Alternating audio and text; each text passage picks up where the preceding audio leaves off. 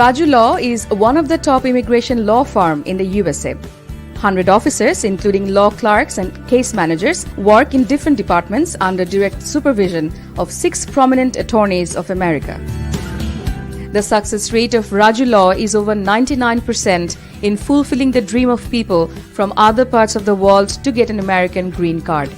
Family-based, employment-based, asylum and green card-related services are available under one umbrella at 𝗤𝗷𝗂. In addition, this law firm is one of the best in America for getting services related to NIW, writ of mandamus, and student visas. The law firm is headquartered in Washington, D.C. Besides, there are several other branch offices in America and Bangladesh. A new office was opened in Atlanta in September to easily reach the services of 𝗤𝗷𝗂 to everyone living in Georgia. For any immigration-related services, contact address and phone number shown on the screen. You can also mail to info@𝗤𝗷𝗂.com. 𝗤𝗷𝗂 is your safe address for any assistance and advice regarding immigration to America.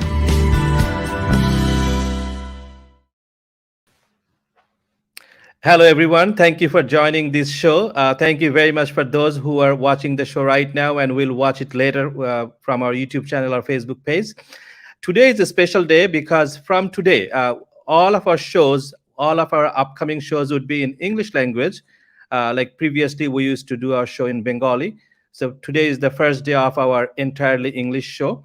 So all of the people from all over the world, they will be able to participate in our show. This is a great move from our end, and hopefully everybody will enjoy our new format. Also, today, unlike every other week, we will not have a direct question answer session. Today, we will talk about NIW, and me and our supervising attorney, 𝗛𝗲𝗂, we will discuss about NIW, different things about NIW. At first, Helen will talk about RFE answer. Those who already applied for NIW, and if you received any RFE from USCIS, I believe this presentation will be very good for you. And if you have any question, you can send us email or contact us through our phone number and email address. But you will not be able to ask question in this show, but hopefully sometime later in another day. Thank you, Helen. I welcome you to this show, and please start. All right, thank you. So like he said, my name is 𝗛𝗲𝗂.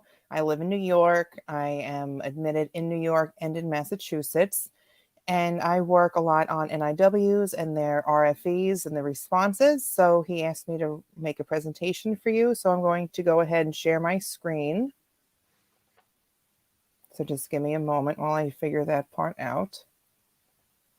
Okay. Can you? Yes, we can see it. Thank you.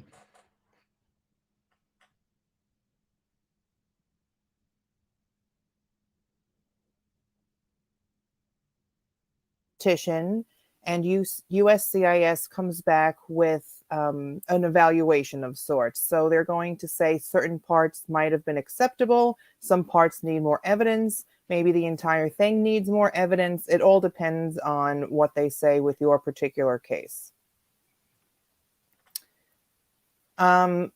So an RFE, like I said, stands for Request for Evidence, which is the request issued by USCIS when they need additional evidence to make a decision on an immigration application. So this is an actual RFE here, obviously redacted for client privacy. It's usually several pages long, and they have it dated with a specific return date. So there are different things that they say in the RFE that you have to pay close attention to. First thing is the response due date. So this is a timely request done by them, and they need to have a response back by a certain date. In this particular example, it shows December 2nd, which obviously has passed, and this client already was taken care of. So they usually give you a certain amount of time frame to respond. Again, they tell you, obviously they reference the law. They tell you what arguments have been accepted, so you don't have to argue them again. You did that initially in the petition and they're accepted. They also tell you what arguments were not accepted, and they give you a more detailed response as to different types of exhibits that you might have given as evidence. They'll tell you, they gave us this type of evidence and we find it to be, why they did not accept it or why did they not find it acceptable. They also give you examples of evidence of what they are looking for. So not only do they tell you what evidence you have, why it didn't meet their standards, but they also tell you what they are looking for. So just in case anything new might have happened, maybe there's been a new publication, a new patent, anything new that's happened, maybe for whatever reason the original petition left something out, you have a list of things that we're going to be looking for in order to give them on our response to this RFA. And again, they also just explain how they got to their conclusion. So they're going to give you a lot of details. And like I said, it is several pages long. So you want to make sure that you are reading every little bit that is in there, just to make sure that you aren't missing something. So in the original petition for NIW, there are 5 main topics that we talk about in this petition. And these are the main 5 topics that USCIS either tells us is acceptable or is not acceptable. So the first portion of the original petition we talk about is the classification. So this shows that the client has an advanced degree or is a person of exceptional ability. And there are several factors that we discuss on whether or not we can conclude that they are a person of exceptional ability. So here USCIS might reject it because, there wasn't, maybe there was no diploma attached, or there was no transcript, or maybe this person happened to get a degree outside of the United States and they need to show that it's equal to a degree in the United States. So those are a few reasons why classification might be rejected. The next part is substantial merit. So when we do this NIW, we talk about the client's proposed endeavor, and that's what they want to do in the United States if their petition is granted. And for substantial merit, we have to show USCIS that the industry of the client is important and worthy, that it has substantial merit, that we discuss what types of things are going on in the industry, and USCIS comes to a conclusion whether or not they think it is important. With national importance, this is where we show how the United States has already made steps with a national initiatives or maybe pieces of legislation to show that the United States, their goals are aligned with the client's goals with their proposed endeavor. We have to also submit, exhibits and evidence as proof from a trusted source stating that this is the case. We have to back up our words here and make sure that we're not just saying them, but we have evidence to back it up also. The next section is the well-positioned to advance their proposed endeavor, which just means that the client has made progress in this field and that they will continue to make progress in the future if their petition is granted. This can be shown by a variety of different things. Obviously, you talk about the client's education, experience, either on the job or as a researcher, maybe different projects done while in college. We can discuss, publications, if they were cited to, patents, grants, certificates of appreciation or certificates of continued education, awards. This is where you're showing by evidence that the client has already made significant progress and that they are likely to continue with this progress in the future. Then the last argument that they can reject is an on balance argument. So this is like I said, we call it on balance. It's a balancing argument. So you're trying to say that this person coming in to the United States is not going to harm our labor market here. It's not going to harm any employees that are already here in the United States. So it's really kind of a balancing test, and it is a little bit more subjective, but we still need to provide evidence of things going on in that industry to show that this person coming in and getting a position is not going to harm anyone already in here.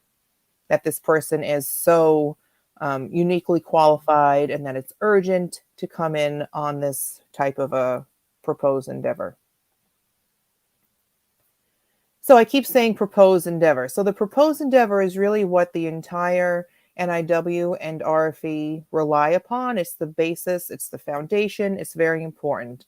A proposed endeavor is basically a statement from the client stating what you want to do in America. So you don't have to actually succeed in the proposed endeavor. You just have to show that you are likely that you could succeed. So you can aim high, you can have big goals, you can, reach for the sky. And so in making these goals, you have to then also say how you plan on achieving these goals. What steps do you take? Do you have a 5-year plan? Do you have a business model? Do you have any sort of customers or employers that would be interested?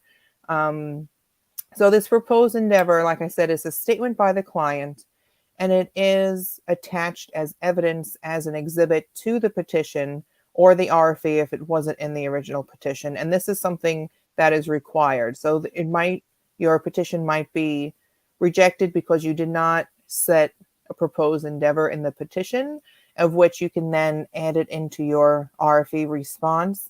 But once you make your proposed endeavor in the original petition, you cannot change your plan. So you can expand upon it and explain it if you did not give as many details originally.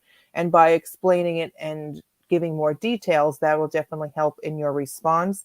But you can't just say, if your proposed endeavor initially was, I want to land on the moon, and I don't know, I'm just throwing something crazy out there. And then you want to come back and say, oh no, I want to cure cancer. Like, they're just very unrelated. And you can't just shift your goals without pretty much doing a whole new petition to show why you can then do this instead. So the proposed endeavor, like I said, it's very much the foundation. And to be more clear and simple and comprehensive as possible when you are making this proposed endeavor, so that it's also simple but detailed. So it's a little bit of a combination. So obtaining more evidence. So when you get an RFE, you are it's request for evidence. So you're going to be needing to give more evidence in order to get your petition granted. So this can come as letters of recommendation. We might ask you to go and find someone new, or have someone maybe expand upon their letter of recommendation, something that shows that you have made progress and that you will continue to make progress. On our end, we have to research for proof of substantial merit or national importance. And this comes from outside sources, reliable outside sources, that we have to show that, the United States has made these initiatives that are related to your proposed endeavor. And then also evidence for the client is well positioned to advance the proposed endeavor. Like I already said, it could be awards, certificates, new publications, citations, those kinds of things. So if these are the things that are rejected, these are the types of things that we are looking for when we are gathering more evidence to respond. So one of the main arguments that I find that's the most often rejected is the argument that the client is well positioned to advance their proposed endeavor. So this has to be detailed. There are several different angles that we want to make sure that we include in our response, such as you've made significant contributions in your field. Again, we're talking about education, we're talking about evidence on the awards, all these different things. Maybe you were presenting at a conference, maybe you have reviewed publications. So that's one argument that we have to then show for this. Another one is that other entities are interested in your proposed endeavor. So here we're talking about why the United States is interested in this, why there might be customers or other businesses or organizations that would want your expertise in order for you to fulfill this proposed endeavor. We are showing your journal publications if you have them. We are going to talk about the journals they were published in, what their impact factors are, what that journal is about, and why it's prestigious for you to have published in this journal. And we're going to also discuss about your plan for the future. So you have to make sure that you have a well thought out idea as to what you want to do when you are here. You have to make sure that, you can state what your goals are and how you're going to get there.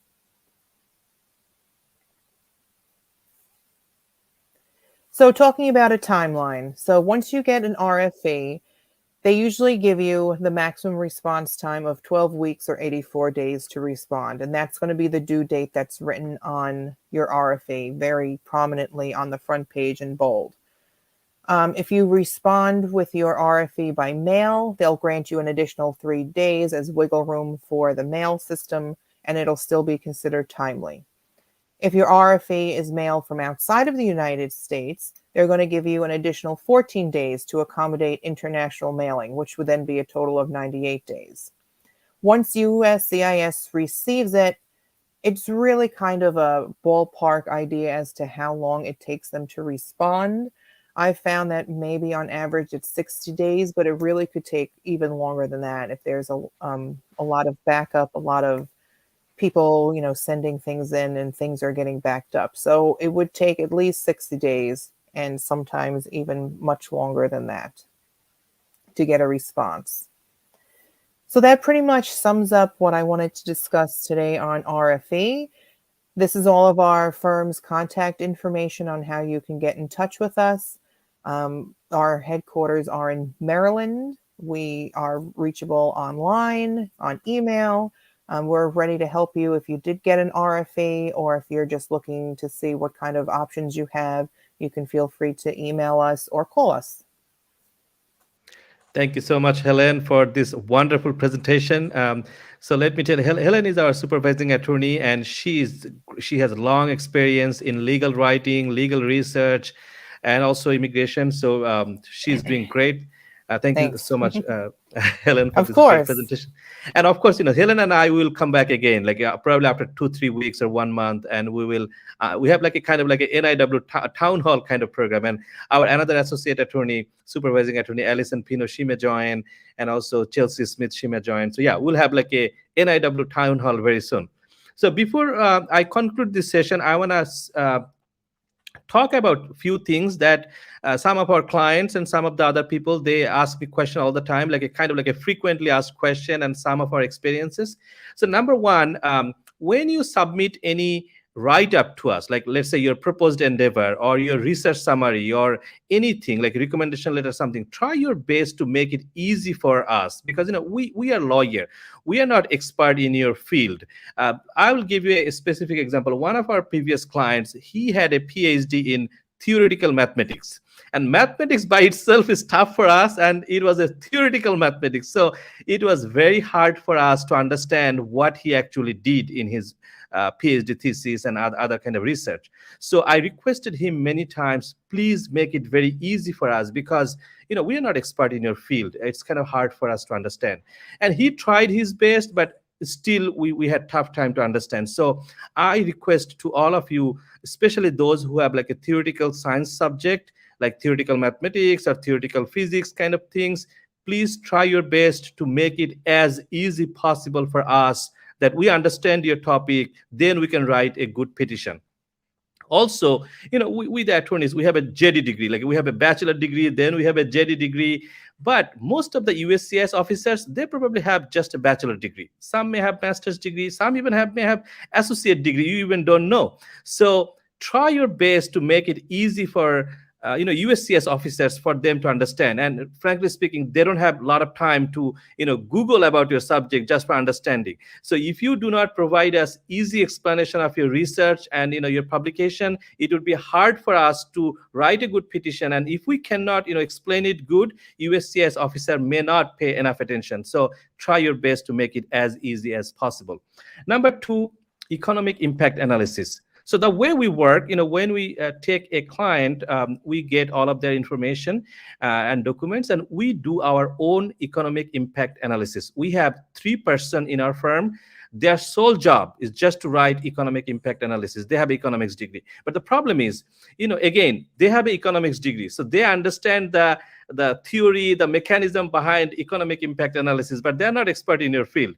So if you can write something like, how your publication is going to impact American economy as a whole, or the world economy as a whole, how your work experience is going to impact, how your PhD thesis, master's thesis is going to impact. So of course, we will write our own economic impact analysis, but I request you to write up something, because you better know your subject than anybody in this world. You better know your research. So even if you just Google it, try to check whether it's a good source, like a reliable source, like Washington Post, New York Times, or like any industry journal in your field. Try your best and figure out that, like, the dollar amount, or like if US Congress discussed about it, or if there is like a private, let's say Pew Research did something, or some kind of reliable data, and give it to us. That will really help us, and also help us to write a good petition for you. Definitely we'll do our best, but we need help from you. Another topic I want to discuss, there's a very prominent law firm. They submit NIW application without any letter of recommendations. And I understand their point, because letter of recommendations are not mandatory. However, in my opinion, academic field is very academic oriented, like whether you are a really good researcher or not, whether you are a very good PhD student or not, whether your PhD dissertation was a great thing or not, your professor is the best person to talk about that. I am not the best person, because I'm not expert in your subject matter. So either your PhD supervisor or your boss, in your job, or somebody, if they write a recommendation letter, that's really, really helpful for you. So even though it's not mandatory, in our firm, we think it's kind of mandatory, and I try my best to convince my clients. Yes, I understand the other big law firm, they said they don't need it, but I would highly recommend you to submit at least 2-3 recommendation letters. Otherwise, it would be that would weaken your position. So try your best to get recommendation letters. That's really, and the best way to get recommendation letter is to have a good relationship with your professor or supervisor. It shows that you have a good relation with your supervisor or your professor. If you submit no recommendation letter, USCIS officer will understand, okay, so you probably cannot get recommendation letters. So that's also not very good for you. I would highly recommend you to get some recommendation letters. The last topic I would involve is be involved in your field. So a lot of students, like a PhD students, those who have a PhD degree, they are very focused in their lab, in their work, which is great. I understand. But at the same time, there's a lot of professional organizations. Like, let's say if I give you an example, if you're an electrical engineer, there's an organization called IEEE. Try to be involved, and try to be as involved as possible. Let's say you are a president of a university chapter or vice president of a university chapter. Those kind of involvement really helps. If you get any award from your department, any fellowship, any grant, any kind of recognition, any kind of something, even just an email from your supervisor that congratulations, you have been awarded for this, and probably the gift was, let's say, $50 Starbucks card. I understand it's not a lot of things, but at the end of the day, that email will carry a value, and we can say, my client, Mr. X, Dr. X, he did this great thing, and his professor congratulated him and awarded him this thing. So all these tiny things that help. So be involved in your field, and that will really help your case getting stronger. It will be easy for us to write a good petition, and it will be good for all of us. So that was kind of like my closing remark. It was a really nice presentation. Thank you so much, Helen, again. And thank you everybody for watching this video, and you all have a wonderful Sunday.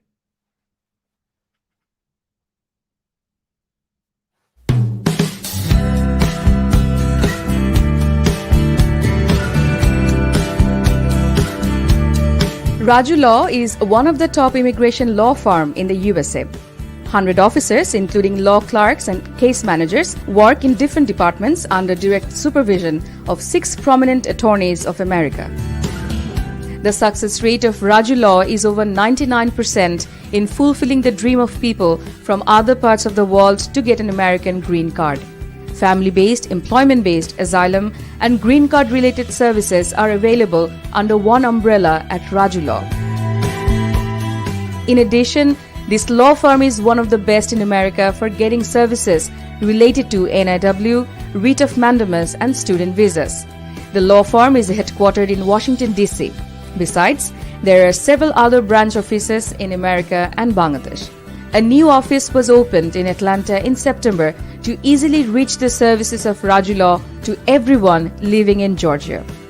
For any immigration-related services, contact address and phone number shown on the screen. You can also mail to info@rajulaw.com. Raju Law is your safe address for any assistance and advice regarding immigration to America.